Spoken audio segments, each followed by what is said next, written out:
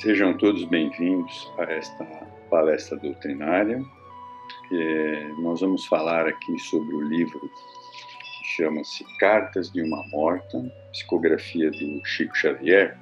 E quem mandou esta psicografia foi Maria João de Deus, o Espírito, que é justamente a mãe de Chico Xavier. E ele havia solicitado para ela falar sobre os últimos momentos do desencarne dela, o que ocorreu. Então nós vamos ler esse relato bastante interessante aqui. Olha. Amanhecia. Afigurou-se-me então alcançar uma trégua a tantos padecimentos. Parecia estar prestes a dormir. Mas, sob as mesmas impressões de dor e mal-estar, envolvia-me nas influências do sono, embora sendo presa de indescritíveis pesadelos. Ouvi tudo quanto se pronunciou ao meu redor, de meu leito, e via a ansiedade de quantos deles se abeiravam, mas todas estas impressões eu as recebia como se estivesse mergulhada em mau sonho. Desejei falar, manifestar vontades e pensamentos. Isto, porém, era impossível. Contemplei pesarosa a imagem do crucificado que me puseram nas mãos, ensanguecidas, e quis sinceramente pensar nele, orar com unção, segundo os meus hábitos. Todavia, reconhecendo-me cheia de vida, não obstante as dores, pairavam os meus sentidos como uma esquisita atmosfera de sono. Percebi todos os carinhos que dispensaram ao meu corpo e que me foram igualmente proporcionados em vida. Ouvi as lamentações de todos quantos deploravam a minha ausência. Ansiava por motivar-me sem que membro algum obedecesse aos meus impulsos. E outras vezes fazia inauditos esforços para despertar-me, fugindo de tão singular pesadelo. Afigurava-se-me que me cobriam de flores e sentia a carícia dos braços dos meus filhos, enlaçando-me com amargura e ternura. E dizia-lhes mentalmente entre lágrimas: meus filhos, eu não morri. Aqui estou e sinto-me realmente mais forte para vos proteger e amar. Por que chorais, aumentando a minha angústia? Mas tinha a boca hirta e os braços gelados para retribuir aquelas expansões de desvelado carinho.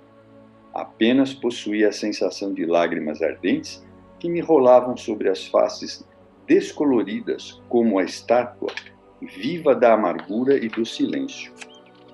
O ataúde pareceu-me um novo leito, porém, quando me convenci de que me arrebatavam com ele, entre angustiosos lamentos dos que ficavam, uma impressão penosa, atroz, subjugou-me integralmente.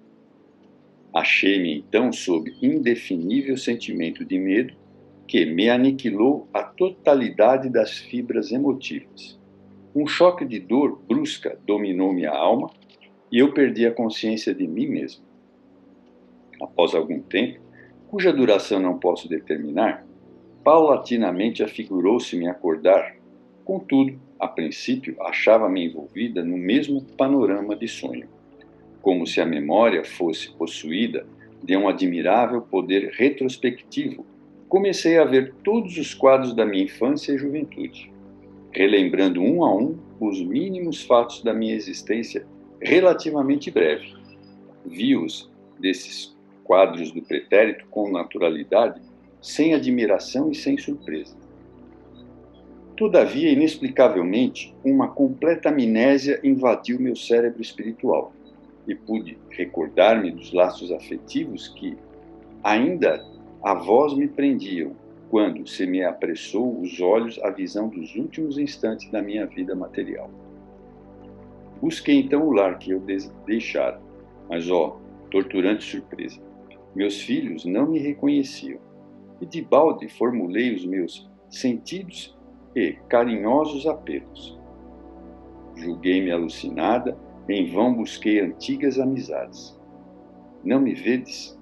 Não me reconheceis? Bradava eu, desgostosa com a atitude impassível daqueles de quem me aproximava cheia de esperança, uma possível compreensão das minhas palavras. mas a frieza e a insensibilidade constituíam a resposta de sempre. Apenas duplicaram-se as minhas ânsias. Contudo, à medida que me conformava com a nova situação, intimamente desejava a libertação daquelas impressões penosas. Parecia-me que a atmosfera ia se aclarando, como se na mente renascesse a memória integral do meu passado, diluindo as trevas que a obscureciam. A certa noite, quando, reunidos, oráveis segundo o costume que eu sempre cultivara, ouvi que o oferecimento das preces a Deus era feito em intenção da minha alma. Eu morrera. Descerrou-se finalmente o derradeiro véu que obumbrava o meu ser pensante. Sentia-me sã, ativa, ágil, como se despertasse naquele instante. Eu morrera. E a morte representava um grande bem, porque eu me sentia outra, trazendo as faculdades integrais, plena de favoráveis disposições para a luta da vida. Todavia, minha impressão de estar só, já que ninguém respondia às minhas arguições, embora percebesse que minha voz nada perdera do seu vigor e tonalidade. Propositalmente, procurava fazer-me vista por todos. Mas uma impossibilidade perturbadora correspondia aos meus pensamentos. Refugiei-me, então, nas mais sinceras e fervorosas preces. Foi quando comecei a divisar vultos sutis e ouvir vozes acariciadoras, das quais fugia amedrontada e receosa, na ilusão pueril de que me achava com o corpo físico, trânsita de medo e suscetibilidades. Então, quer dizer, ela só teve realmente consciência quando ela começou a orar. Então, vejam o poder realmente da prece. Chegara o dia 2 de novembro de 1915. E mais de mês já havia transcorrido sobre a data da minha desencarnação. Nesse dia, sob o império de grande dissabor que me adivinha daquela incompreensão, dirigi-me tristemente à igreja para orar, aproveitando a quietude da soledade. Lá, penetrando, porém, compreendi que não me achava só, pois percebia que outras almas, talvez padecendo da mesma dor que eu experimentava, conservavam-se estáticas ao pé dos altares, onde foram buscar um pouco de consolo e de esclarecimento. Todavia, assim que me entreguei aos arrebatamentos da prece, senti uma intraduzível vibração percorrer todas as fibras do meu ser, como se fosse sofrer uma vertigem, afigurando-se-me invadida pela influência do sono, mas durou poucos instantes, semelhante estado. Novamente a prece. Despertei novamente e vi-me ao lado de uma legião de seres que se achavam genufluxo, ou seja, de joelhos, como eu. Já outro, porém, era o templo no qual me encontrava. Havia um recinto amplo e majestoso, construído à base de elementos que não é possível qualificar, por falta de termos equivalentes no vocabulário humano. Nesse magnificente interior não existia determinado santuário para orações, mas, sim, obras de arte sublime, destacando-se uma tribuna formada de matéria luminosa, como se fosse feita de névoas esvoaçantes. Ouvia-se, profinda de um coro dulcíssimo de vozes meigas e cristalinas, uma prece ao Criador, repleta de harmonias e de recelsitudes. E aquele cântico melodioso era mais um ciclo de asas ou murmúrio de ventos favoráveis, unindo as pétalas das flores. Mais do que nunca relembrei dos afetos que me ligavam ao lar, e um incoercitível receio iluminou o meu espírito, amedrontado, ante a perspectiva da separação eterna. Porque após as incertezas e as agonias da morte, eu sabia ter sido arrebatada para local distante, a menos que estivesse possuída de extremas alucinações. Não tinha tanta certeza ainda. De onde provinham aquelas cadências harmoniosas de músicas celestes? que me faziam vibrar emotividade até as lágrimas. Então, toda a minha alma chorava de amargura e alegria. Havia em meu coração um misto de saudade e júbilo inexpressíveis. Foi quando se desenhou na tribuna, de leve neve translúcida, majestosa figura de um parlamentário, parecendo-me que ali se materializara por um processo misterioso em forma humana, o anjo celeste, no qual se destacavam todas as perfeições. Irradiava do meu olhar benigno e fulgurante uma onda de indescritível ternura, que transbordava da sua voz saturada de suavidade e doçura. Irmãos, começou ele, a nossa prece, o hino dos nossos corações, mistura-se a todas as harmonias do infinito, elevando-se para Deus numa torrente de melodia e de aroma. O laço que nesse momento une os nossos espíritos, misto de luzes da contextura estelar, igualmente prende todos os sistemas planetários do ilimitado, que se irmanam no amor mais sublime à sua divina causa. Vós, que aqui vos encontrais, vindos das remotas plagas das sombras terrenas, possuídos de angústia e de esperança, que se refletem nas lágrimas dos vossos olhos, do íntimo ainda guardais acerbas recordações da existência no exílio, como os carvões que sobrevivem ao coração da terra longínqua sob os escombros das florestas incendiadas.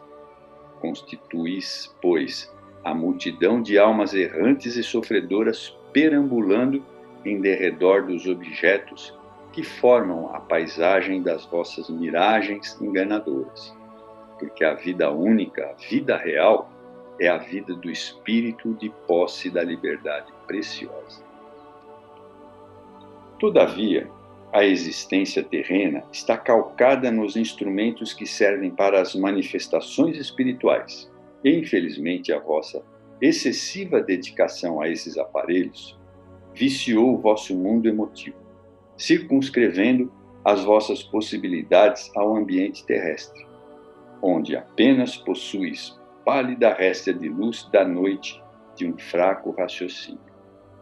Não soubestes, contudo, dentro da pequenez educacional que vos foi parcialmente ministrada, descerrar o velário augusto, de quem cobre o santuário infinito da vida, acompanhando-vos entre as acanhadas concepções que vos foram impingidas pelas ideias religiosas e que amesquinhavam a grandeza do Criador do Universo, na fase do orbe que vindes de abandonar. Criar um local fantástico de gozo beatífico ou de sofrimento eterno, inelutável, centralizar a vida em um globo de sombras, é somente obra da ignorância desconhecida, da onipotência e da sabedoria divina. É que a vida não palpita apenas no mundo distante onde abandonastes as vossas derradeiras ilusões. Em toda parte, ele pulula triunfante, e o veículo das suas manifestações é o que se diversifica na multiplicidade dos seus planos. Os mundos são a continuidade de outros mundos, e os céus se sucedem, ininterruptamente através dos espaços ilimitados. Face mister, que despais da vossa mente a roupagem dos enganos materiais, permitindo que a espiritualidade interior vibre livremente em toda a intensidade da sua divina potência. Tendes o intelecto atulhado de lembranças nocivas, as quais precisais alijar para o reencontro da felicidade. Não vos demoreis em fazê-lo, quer dizer, não percam tempo, né? O corpo das vossas impressões persiste desastrosamente, impelindo-vos a vertiginosas quedas sobre pântanos, de onde regressastes, repleto de saudades e de amarguradas tristezas. Considerai o verdadeiro panorama da vida universal. Sistemas de mundos venturosos enchem o universo de harmonias excelsas. Entre as distâncias infinitas do éter, descobrem-se terras de encantamento divinos e de grandeza. Sobre as vossas cabeças elevam-se cânticos das vias lácteas siderais e, sobre os vossos pés, ouvem-se os hinos dos sóis resplandecentes. Ponderai sobre essa imensidade sem princípio e sem fim, e reconhecei que o espaço é a pátria comum de todas as almas, determinadas as lutas majestosas que os seres levam a efeito pelo seu aprimoramento anímico. Aqui se reúnem para elaborar novos projetos grandiosos em novos surtos de perfeição e de progresso. Venturosos são os que conduzem através de todas as barreiras e percalços, como o estandarte luminoso da fé, distribuindo os inesgotáveis bens da sua piedade e do seu amor. Vivem serenos na paz das suas consciências, entre ambições corruptoras que os perseguem ao longo dos caminhos, e seus dias representam um inaudito esforço de resistência contra o mal deprimente e oprobrioso. Padecem continuamente e, tombando nas batalhas morais, sangrando de dor, mas envolvidos no halo bendito da esperança e da crença, despertam jubilosos para a existência verdadeira, onde o egoísmo é uma palavra desconhecida e a confraternização universal é a mais legítima das realidades. Retemperem as suas forças, trabalhada pela intensa luta da vida, nos arquipélagos dourados da paz e de repouso no infinito dos espaços. E assim se preparam para outras reflexões, para outras iniciativas, na interminável e abençoada atividade espiritual, a fim de que dilatem as suas potências em todos os domínios da sabedoria e do amor. Irmãos bem-amados, alimentemos o anelo da vida perfeita. Almas fracas e desditosas, cheias de saudades e desenganos, sacudi a poeira das estradas palmilhadas, abri os vossos corações para a luz como sacrários de ouro sob um plenitúlio divino. Esquecei temporariamente os teatros das vossos infortúnios, onde muitas vezes fostes traídas e humilhadas, mas onde também obtivestes os alvarás da vossa liberdade preciosa. Elevemos ao Pai a nossa oração, da qual se envolvem todos aqueles nossos mais puros sentimentos transconsubstanciados em harmonias celestes. Terminada foi a alocução pronunciada com a mais sagrada das eloquências e que, de modo geral, imperfeitamente reproduzo com os meus olhos nublados de plântano, ouvi os soluços de muitos dos circunstantes, que choravam sob o império da mais forte emoção.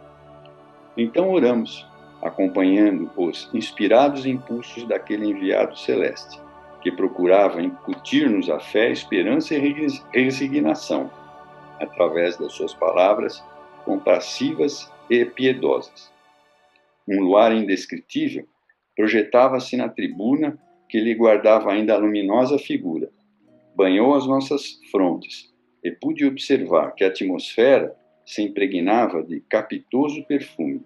Percebi ainda que, sobre as naves encantadas do templo, profusamente caíram flores iguais às rosas terrenas, mas que se desfaziam ao tocar em nossas cabeças como taças fluídas de luminosa e de aromas fantásticos.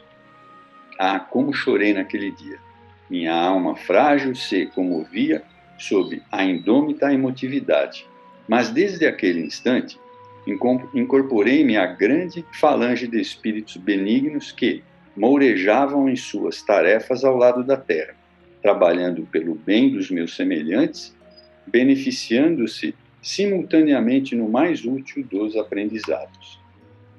Então, assim nós vimos esse relato aqui, muito detalhado, da Maria de João, que era a mãe do Chico Xavier, contando desde o momento em que ela desencarnou, passou por todo aquele momento de perturbação que o espírito passa, mas a prece que ela fez, né, foi algo que colocou ela novamente em contato com tudo que ela podia observar. Tanto é que ela viu todos aqueles espíritos que estavam ao redor dela, ouviu essa fantástica palestra do mentor, né, pedindo para que os espíritos saíssem dessa situação em que eles se encontram da fase terrena, né, porque ainda isso era muito, muito presente neles, para que eles desfrutassem da nova possibilidade junto à eternidade. Bem, espero que vocês tenham gostado. Eu agradeço muito. Desejo uma boa noite a todos. Muito obrigado.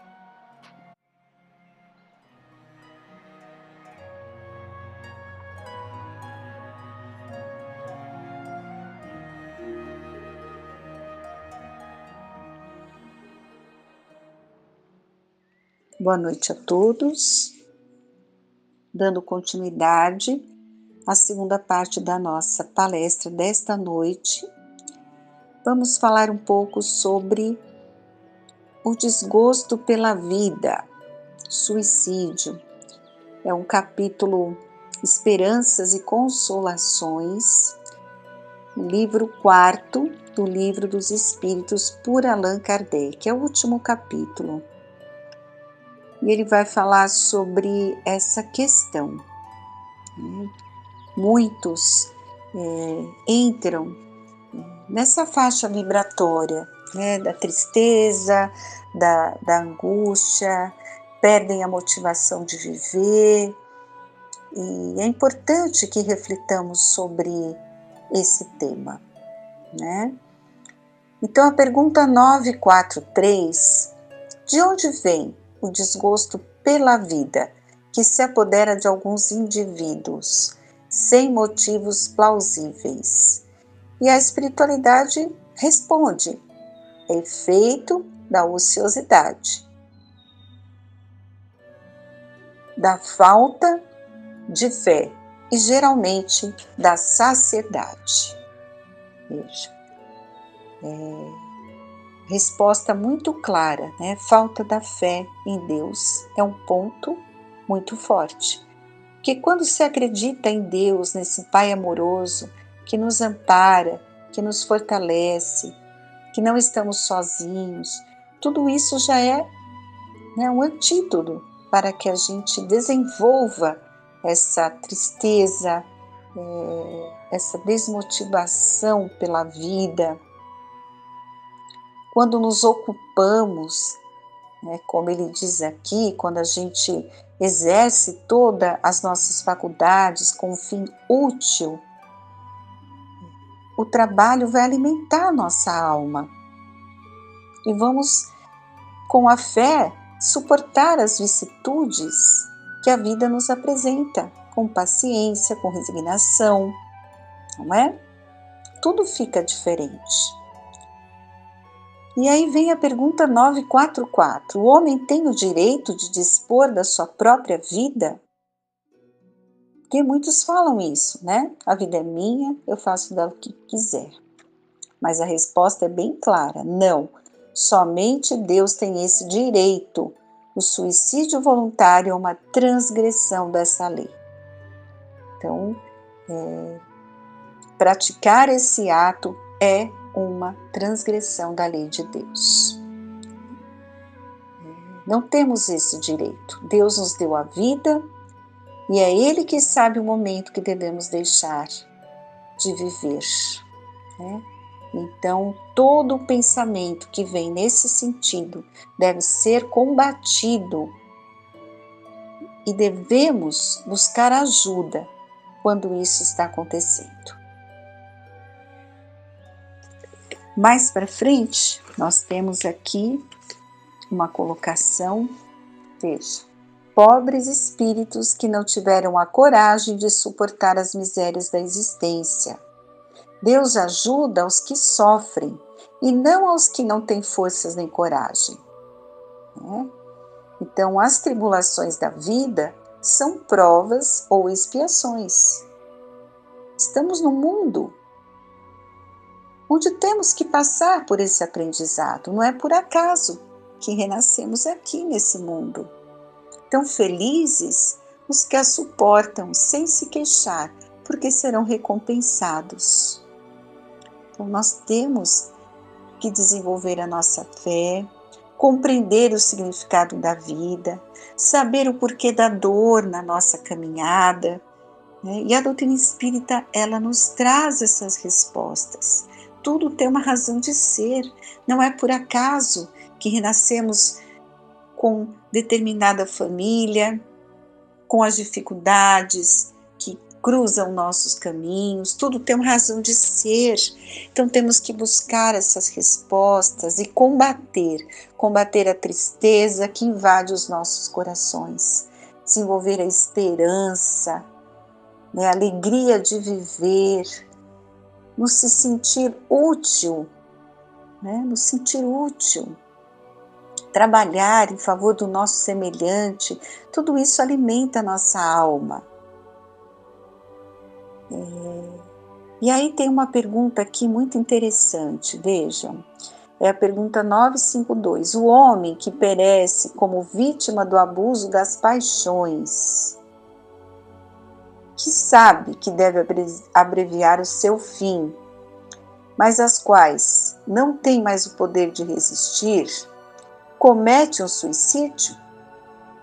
É um suicídio moral. Então, abuso das paixões, ou seja, as viciações, né? E ele fala que é um suicídio moral.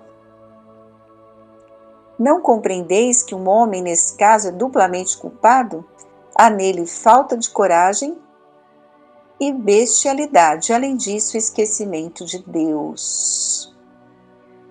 Então, nós temos esse ensinamento, né? Tem o suicídio indireto, é um suicídio indireto. Então, se eu sei que usando uma substância eu vou estar afetando o meu corpo físico, me colocando em risco, é um suicídio indireto. Né? Não tenho intenção de fazer isso, mas eu sei que isso me faz mal, pode me provocar situações que eu posso até desencanar. Então eu vou responder sobre isso. Nós vemos hoje, né, esse problema no campo das viciações, o excesso das drogas lícitas e ilícitas, tantos jovens e adultos desencarnando precocemente pelo uso abusivo das drogas, né?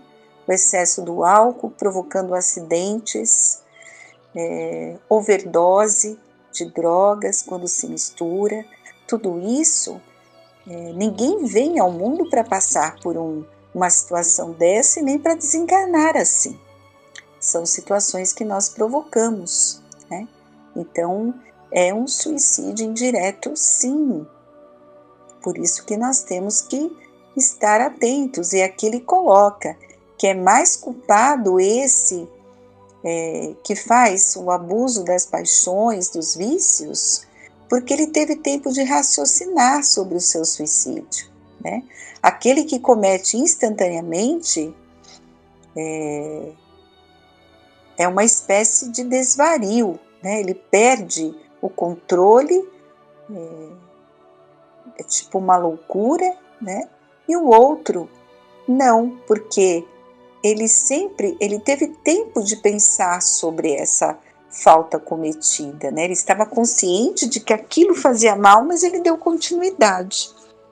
Então vejam como a doutrina nos esclarece com relação ao nosso comportamento. É muito importante nós estudarmos isso, sabermos disso, para que a gente possa estar combatendo em nós as viciações e os pensamentos difíceis, né? Que todos nós podemos, em determinado momento das nossas vidas, ter. E se vamos dar vazão, deixar que isso tome conta do nosso coração, vai depender muito do orai e vigiai, né? Com relação às viciações, nós temos um capítulo aqui no livro SOS Família, de Valdo Pereira Franco, psicografia de Joana de Ângeles, muito interessante. Acredito que vai completar bem essa questão do abuso aí das paixões, das viciações, para que a gente fique atento, né? Porque estamos escolhendo um caminho muito perigoso, que pode nos colocar em risco. E lembrando que tudo que nós fizermos com o nosso corpo afeta o nosso corpo espiritual, o nosso perispírito, né? E isso nos trará problemas em futuras encarnações. O uso abusivo de uma droga, do álcool, né? Claro que vai lesar o nosso centro coronário, cardíaco, gerando sequelas no nosso corpo espiritual. E teremos problemas físicos no futuro. Tudo isso a doutrina espírita nos esclarece. Então vamos ver aqui o capítulo 32 desse livro SOS Família, cujo título é Viciação Alcoólica. Sobre qualquer aspecto considerado o vício, esse condicionamento pernicioso deve ser combatido sem trégua desde quando e onde se aloje. Classificado pela leviandade de muitos como de pequeno e grande porte, surge confeição de hábito social e se instala em currículo de longo tempo, né, que termina por deteriorar as reservas morais, anestesiando a razão. Então vejam, hoje nós vemos muito isso, né? Principalmente as drogas lícitas, o álcool, né? Ele é muito liberado, é um hábito, começa com um hábito social, então toda comemoração tem que ter o álcool. E começa assim, né, vamos experimentar com o drink, e nem todos conseguem manter esse comportamento, né? Muitos aumentam o uso e desenvolvem a dependência química. Insinuante, a princípio, perturba os iniciantes e desperta nos mais fracos curiosa necessidade de repetição, na busca enganosa de prazeres ou emoções inusitadas. Então, esse é o perigo de experimentar uma droga, né? Seja o álcool ou outra substância. Ela pode despertar ali, naqueles que trazem a predisposição da doença, dependência química, que sabemos que isso está na nossa bagagem espiritual, toda encarnação a gente vem para vencer. Temos a predisposição, então se experimentarmos o álcool ou outra droga, aquilo vai despertar em nós essa predisposição e nós não vamos ter condição de combater. Desenvolvendo a dependência química, que é uma doença que ela não tem cura, ela é progressiva, ela tem controle, mas que a pessoa vai ter que lutar durante toda a encarnação para se manter limpo e equilibrado, né? Seu contágio destrutivo supera o das mais virulentas epidemias, ceifando o maior número de vidas do que o câncer, a tuberculose, as enfermidades cardiovasculares. Vejam só, hoje mais do que nunca, né? A drogadição, como nos ensinam aí os espíritos, é uma epidemiologia, é a doença do século. Ela mata mais do que todas essas doenças. É muito triste, né? E como falou ali, no Livro dos Espíritos que nós acabamos de ler, né? A falta de fé, efeito da ociosidade, as pessoas se afastaram de Deus, buscam nos prazeres alimentar a alma, e não é esse alimento que a nossa alma necessita, não é esse, né? E tudo se complica quando se buscam essas satisfações aí da paixões, né? Vejam que ele coloca: a vinculação alcoólica, por exemplo, escraviza a mente, desarmonizando-a e envenena o corpo, deteriorando-o. Tem início através do aperitivo inocente, muito dispensável, que se repete entre sorrisos e se impõe como necessidade, né? Mas lá na frente se converte em dominação absoluta. Então hoje se cultiva muito essa questão do álcool estar presente nas comemorações, nos almoços, nos eventos, né? E muitos começam a experimentar. E aí pode sim desenvolver essa dominação absoluta, né? Da pessoa não conseguir parar de utilizar essa substância. E os pretextos são muitos, né? As pessoas bebem porque estão alegres, porque estão tristes, porque estão frustradas, revoltadas, enfim, né? Para uns se converte em coragem, para outros em entusiasmo. Sempre tem uma situação que leva a pessoa a buscar o vício, né? Então, motivos sempre teremos. E esse não é o recurso que devemos buscar, né? Jamais, pelo contrário. E essa questão, né, de buscarmos ali no álcool ou outras substâncias que dilaceram a vontade, desagregam a personalidade, perturbam a nossa mente, né?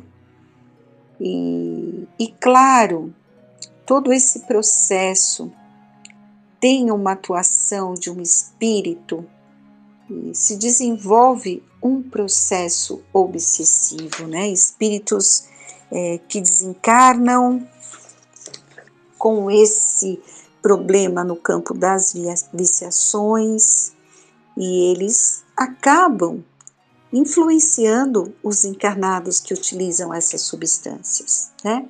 E podem ali desenvolver obsessões, processos muito infelizes. Então, o que a espiritualidade amiga nos alerta aqui? É conselho do Espírito Joana de Ângeles. E que nós possamos, adultos, conscientes e responsáveis que devemos ter, de esclarecer os nossos jovens, os nossos adolescentes e principalmente dando-lhes o exemplo. Como queremos ensinar se oferecemos o álcool em nossas mesas, em nossas comemorações, quando da família eles observam o descontrole, o vício, a nossa responsabilidade, não é? E como estudiosos do Evangelho, da doutrina, mais ainda. Então, vejam o conselho da Joana de Ângeles. A pretexto de comemorações, festas, decisões, não te comprometas com o vício. O oceano é feito de gotículas e as praias imensuráveis de grãos. Liberta-te do conceito hoje só, quando impelido a comprometimento pernicioso. E não te facultes apenas um pouquinho, porquanto uma picada que injeta veneno letal, não obstante em pequena dose, produz a morte imediata. Se estás feliz, sorva essa felicidade com lucidez. Se te encontras visitado pela dor, enfrenta abstêmio e forte.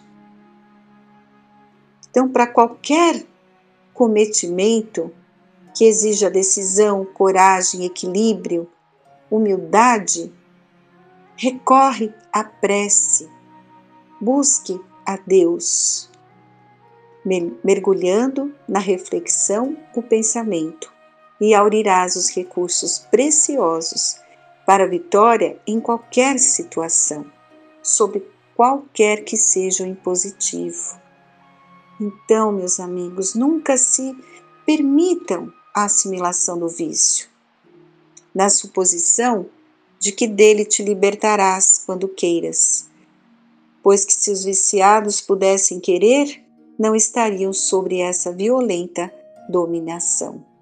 Conselho da Joana de Ângeles, né? Então, não deixemos que aconteça isso, que uma dependência química se desenvolva.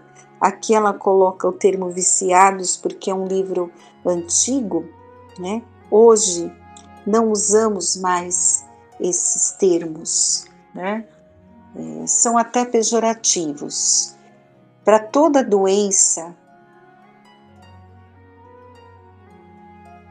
nós, com relação a vícios, o termo correto é dependência química, né? Então, todo aquele que não tem controle sobre uma substância, seja ela qual for, é um dependente químico, é uma doença que exige um tratamento multifatorial, muitas vezes, né? De um médico, de um psicológico, do psiquiatra, uma ajuda espiritual. A pessoa tem que alimentar a sua alma para que ela encontre a força de combater essa viciação. É assim que o tratamento acontece. Então fica aqui a nossa reflexão dessa noite, muito importante, porque infelizmente nessa pandemia muitos ampliaram o uso do álcool, das drogas, porque se fecharam, a depressão veio, a tristeza, a angústia, e tudo isso complicou muito. Então, vamos estar atentos com aqueles que convivem conosco, tentando ajudar, tentando esclarecer, fazendo a nossa parte, porque recebemos tantos ensinamentos, né? E é nosso dever falar, esclarecer, tentar ajudar, né? E fica aqui o nosso pedido nessa noite, por tantos que sofrem nesse campo das viciações, né? Pedindo a todos os espíritos que trabalham incessantemente, tentando tocar e proteger a esses corações, a todas as mãezinhas, quantas mãezinhas que sofrem com seus filhos, com essa problemática da dependência química, pelos trabalhos que são realizados na nossa abençoada casa. Nossa gratidão por esses esclarecimentos e que possamos fazer a nossa parte, levando esses ensinamentos tão valiosos que podem fazer com que muitas pessoas reflitam em seu comportamento e decidam mudar. Que a tua paz envolva cada coração que nos ouve nesta noite, Senhor. Que assim seja.